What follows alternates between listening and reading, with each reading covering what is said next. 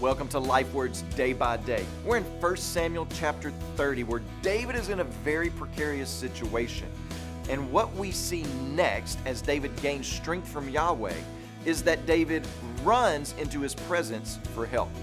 David takes advantage of the access that's available to God's people. He calls for the priest to come and to also bring the ephod, that special, mysterious piece of clothing that was to be worn by the high priest, by which God would answer prayers on behalf of Israel. You know, we haven't seen or heard of the ephod since chapter 23, when David was inquiring of the Lord about a situation. We haven't even heard David bring Yahweh into a situation since chapter 26. Remember, chapters 27 through 29 were meant to show us that David went wayward. He dove into the shallow end of the empty pool of his own strength. But now he has recalibrated. Now he is approaching the Lord, finding his strength in God.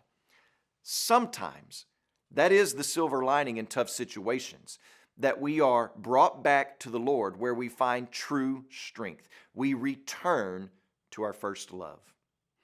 As you pray today, please remember Aodu Rodriguez and his family, our national change makers in the Cape Verde Islands.